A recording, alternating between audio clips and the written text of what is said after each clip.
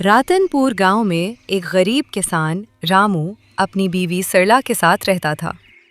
उनका एक छोटा सा मिट्टी का घर था जिसकी छत पुराने खपरों से ढकी हुई थी। घर में ज्यादा सामान नहीं था और अक्सर दिन ऐसे गुजरते थे जब दोनों मियाँ बीवी को पेट भरकर खाना भी नसीब नहीं होता था। एक सुबह सरला चूल्हे पर थोड़ी सी दाल पका रही थी और साथ 2 सूखी रोटियां रख रही थी। वो आ भरते हुए बोली, रामू, कभी सोचती हूँ कि हमारे घर में भी अच्छा खाना पके। रामू ने खामोशी से सर झुका लिया। इतने में अचानक दरवाजे पर जोर जोर से दस्तक हुई। रामू ने दरवाजा खोला तो सामने सेठ हरीलाल खड़ा था। वो गांव का सबसे अमीर आदमी था मगर बहुत लालची था। सेठ गुस्से में बोला, रामू, मेरा कर्ज कब वापस करेगा? रामू ने परेशान होकर कहा, सेठ जी, मैं तो आपके पैसे वापस कर चुका हूँ। सेठ तंजिया हंसा। देर से देने की वजह से सूद बढ़ गया है। अब तुम्हें 4 गुना रकम देनी होगी। अगर तुम नहीं दोगे तो तुम्हारे घर पर मेरा कब्जा हो जाएगा। ये कहकर वो धमकी देता हुआ चला गया। सरला की आंखों में आंसू आ गए। रामू ने आहिस्ता से कहा, फिक्र न करो सरला, अल्लाह एक दिन हमारी मुश्किल जरूर आसान करेगा। अगले दिन रामू काम की तलाश में गांव से बाहर जा रहा था। रास्ते में उसने देखा कि एक बिल्ली झाड़ियों में फंस गई है और बहुत कमजोर लग रही है। रामू फौरन उसे आजाद करने लगा। बिल्ली भूखी थी। रामू के पास सिर्फ एक रोटी थी। उसने वो बिल्ली के सामने रख दी। बिल्ली ने रोटी खाई और खामोशी से रामू को देखने लगी। फिर वो अचानक गायब हो गई। रामू को अजीब लगा मगर वो आगे बढ़ गया। रात को अचानक रामू के कमरे में हल्की सी रोशनी फैल गई। रामू ने देखा कि वही काली बिल्ली उसके सामने बैठी है। बिल्ली बोली, तुमने मेरी जान बचाई। मुझे एक बेरहम बंदर ने वहाँ बंद कर दिया था और मैं भूखी भी बहुत थी। तब मेरी ताकत भी काम नहीं कर रही थी और तुमने अपनी रोटी मुझे दे दी। तुम बहुत नेक इंसान हो, इसलिए आज मैं तुम्हारे एहसान का बदला देने आई हूँ। रामू हैरान रह गया। बिल्ली ने जमीन पर पंजा मारा। अचानक वहां से एक छोटा सा पौधा निकल आया। बिल्ली ने कहा, ये एक जादुई आम का दरख्त बनेगा। इस पर ऐसे आम लगेंगे जो हमेशा मीठे होंगे। इन आमों से तुम अपनी जिंदगी बदल सकते हो और तुम्हारे अलावा उन्हें कोई छू नहीं सकेगा। ये कहकर बिल्ली गायब हो गई। रामू ने सुबह पौधा जाकर बाहर लगा दिया। कुछ दिनों बाद वो पौधा एक खूबसूरत दरख्त बन गया। इस पर सुनहरी आम लगने लगे। रामू ने एक आम तोड़ा। वो इतना मीठा था कि सिरला हैरान रह गई। सिरला ने कहा, अगर हम उन आमों का जूस बनाकर बेचें तो कैसा रहेगा? रामू को ये ख्याल बहुत अच्छा लगा। अगले दिन रामू ने गांव में आम के जूस का एक छोटा सा थैला लगा लिया। जल्द ही लोगों का हुजूम लगने लगा। हर कोई कह रहा था, वाह, कितना मीठा आम का जूस है। मगर एक अजीब बात थी। उस वक्त आम का मौसम ही नहीं था। लोग हैरान होने लगे। ये आम कहाँ से आ रहे हैं? एक दिन सेठ हरीलाल वहां से गुजर रहा था। उसने देखा कि रामू के थैले पर बहुत रश है। वो हैरान हो गया। सेठ को शक होने लगा। उसने सोचा, आम का मौसम नहीं, फिर भी आम का जूस? इसमें जरूर कोई राज है। कोई तो बात है। ये आम आ किधर से रहे हैं? इसका पता लगाना पड़ेगा और वहां दुगना पैसे देकर खरीद लूंगा। फिर देखता हूं कैसे ठेला चलाता है। सेठ ने एक दिन चुपके से रामू का पीछा किया। उसने देखा कि रामू अपने घर के पास एक दरख्त से आम तोड़ रहा है। सेठ की आंखों में लालच आ गया। अगर ये दरख्त मुझे मिल जाए तो मैं पूरे शहर में जूस बेचूंगा। अगली रात सेठ चुपके से दरख्त चुराने आया। जैसे ही उसने दरख्त को पकड़ा, दरख्त जोर जोर से हिलने लगा। अचानक दरख्त से आम नहीं गिरे बल्कि कांटे और सूखी टहनियां उस पर गिरने लगे। सेठ दर्द से चीखने लगा, बचाओ! शोर सुनकर गांव वाले आ गए। सेठ दरख्त के साथ पत्थर का बन गया। अब सबको उसकी लालच का पता चल गया। गांव वालों ने रामू से दरख्त का पूछा। रामू ने सारी हकीकत बता दी। गांव वाले डर के मारे दरख्त के करीब ना जा वक्त गुजरता गया। रामू का आम के जूस का थैला पूरे इलाके में मशहूर हो गया। लोग दूर दूर से जूस पीने आने लगे। रामू और सिरला की जिंदगी खुशहाल हो गई, लेकिन उन्होंने कभी लालच न की। मुदनपुर एक छोटा सा गांव था। शांत, मिलनसार और खुश मिजाज लोगों से भरा हुआ था। चारों तरफ खेत थे, मगर जमीन में नमकीन पानी की वजह से ज्यादा कुछ उग नहीं पाता था। गांव के लोग रोजी रोटी के लिए पास के रामनगर गांव जाकर मजदूरी करते थे। इसी गांव में गोपाल नाम का एक जवान रहता था। सब उसे प्यार से गोपी कहते थे। गोपी के घर में उसकी माँ सरस्वती देवी रहती थी। बाप का इंतकाल बरसों पहले हो चुका था। घर की हालत कमजोर थी और चंता हर वक्त दरवाजे पर दस्तक देती रहती थी। एक दिन गोपी रामनगर से मजदूरी करके लौटा तो उसके चेहरे पर उदासी थी। माँ ने पूछा, क्या हुआ बेटा, आज कुछ परेशान लग रहे हो? गोपी ने गहरी सांस ली। माँ, कब तक दूसरों के खेत में पसीना बहाऊंगा? अपना कुछ क्यों नहीं कर सकते? माँ ने नरमी से कहा, बेटा, अपने गांव में जमीन बंजर है, यहाँ क्या करेंगे? गोपी खामोश हो गया, मगर उसके मन में कुछ चल रहा था। अगले दिन गांव के चौराहे से गुजरते हुए गोपी ने एक अजीब सी खुशबू महसूस की। एक छोटा सा ठेला लगा था जिस पर लिखा था रामनगर का मशहूर मटर पुलाव। लोग कतार में खड़े थे। गोपी ने भी एक प्लेट ली। जैसे ही उसने पहला नवाला लिया, उसकी आंखें चमक उठीं। वाह, क्या जायका है। वो घर आया और माँ से बोला, माँ, क्या आपको मटर पुलाव बनाना आता है? माँ मुस्कुराई। क्यों नहीं बेटा, तुम्हारे नाना की रसोई में यही खास डिश बनती थी, मैंने वही सीखा था। गोपी के दिल में उम्मीद की लो जल उठी। माँ, क्यों ना हम भी मटर पुलाव का ठेला शुरू करें? माँ ने चंता से कहा, पर बेटा, दाम कहाँ से आएंगे? बर्तन, सामान, ये सब चीजों के पैसे कौन देगा? गोपी ने हौसला बांधा। कुछ ना कुछ जुगाड़ हो जाएगा, कोशिश तो करें। गोपी अगली सुबह गांव के सेठ धनराज के पास पहुंचा और बोला, सेठ जी, मुझे कुछ रुपए चाहिए। मैं एक छोटा सा व्यापार शुरू करना चाहता हूँ। सेठ ने आंखें तंग की। रुपए मिल जाएंगे, पर बदले में कुछ ग्रेवी रखना होगा। गोपी के पास सिर्फ एक चीज थी, उसका कच्चा घर। चंद लम्हे सोचकर उसने कहा, मेरा घर गिरवी रख लीजिए। सेठ मुस्कुराया। वक्त पर दाम नहीं चुकाए तो घर मेरा होगा। गोपी ने हां कर दी।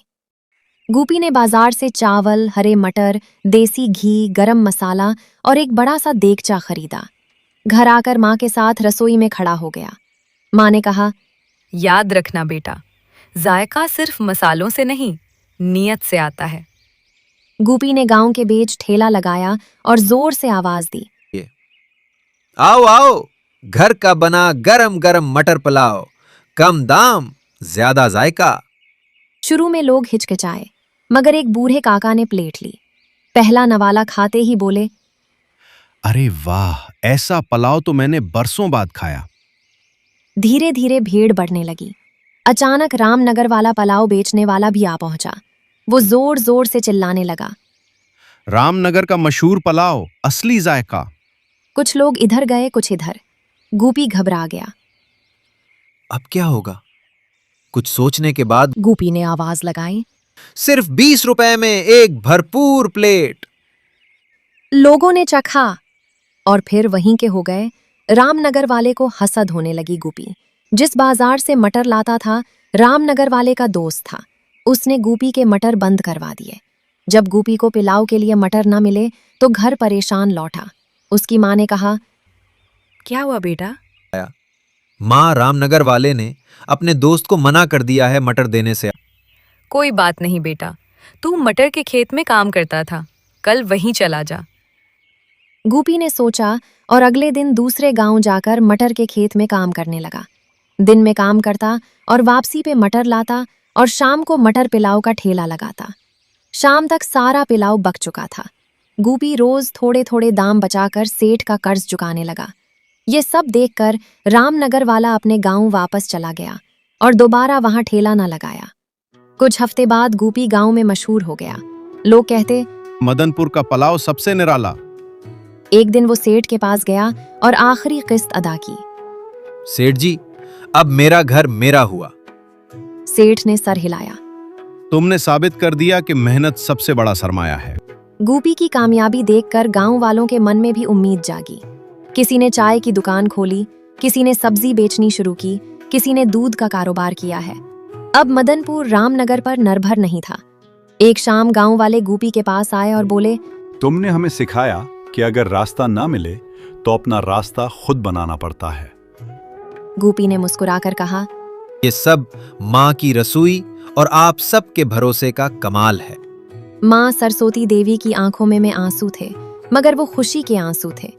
गोपी ने अपना मटर का खेत भी ले लिया और शाम को मटर पिलाओ का ठेला भी लगाता और एक दिन कामयाब इंसान बन गया। गांव संदरपुर के बाजार के कोने पर एक छोटा सा नूडल्स का थैला लगाता था श्यामू। सुबह सूरज निकलने से पहले ही वो अपनी बीवी राधा के साथ जाग जाता। राधा चूल्हे पर सब्जी तैयार करती, प्याज काटती, टमाटर बारीक छीलती और आटा गूंदकर पराठे भी साथ बना देती।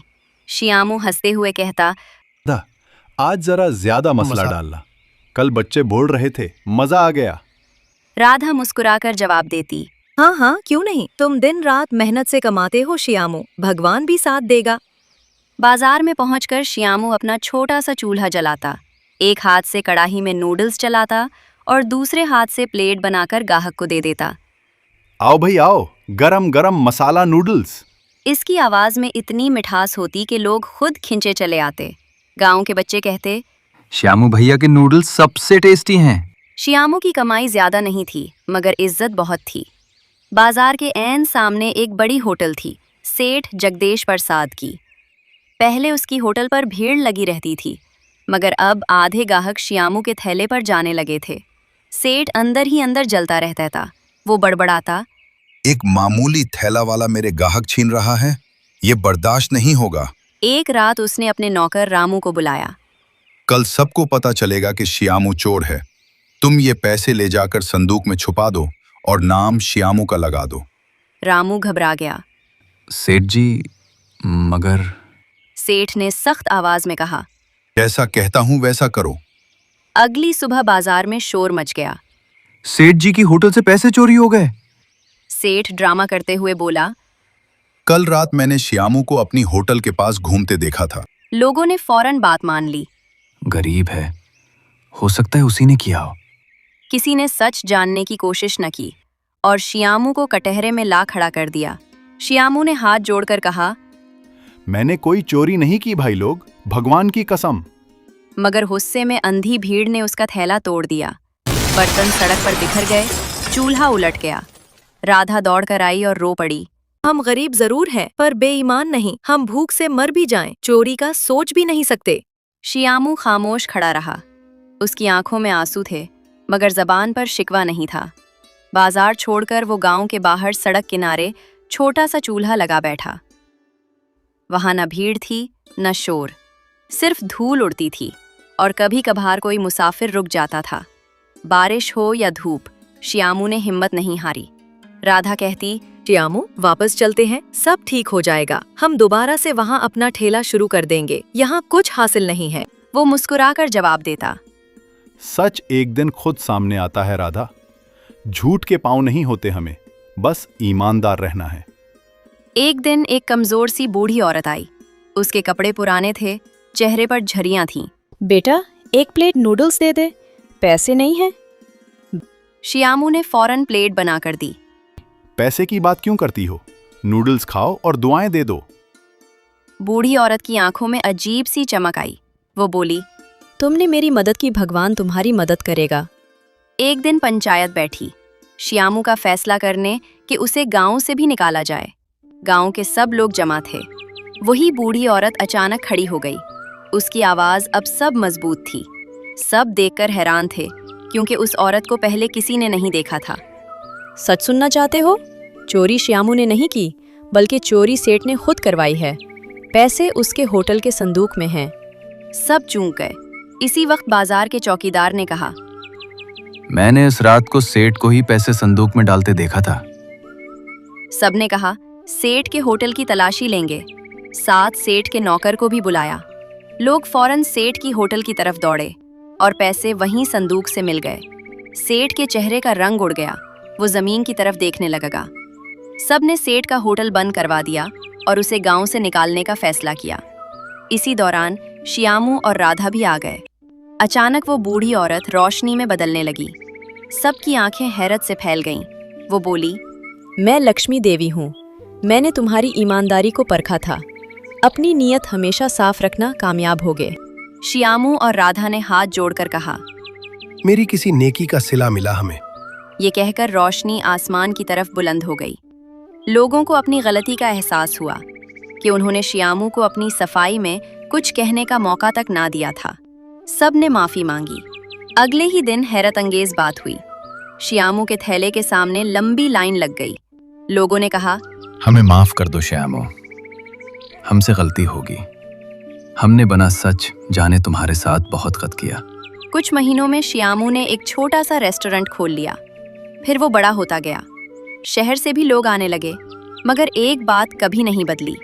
श्यामू आज भी किसी गरीब को खाली हाथ वापस नहीं भेजता था।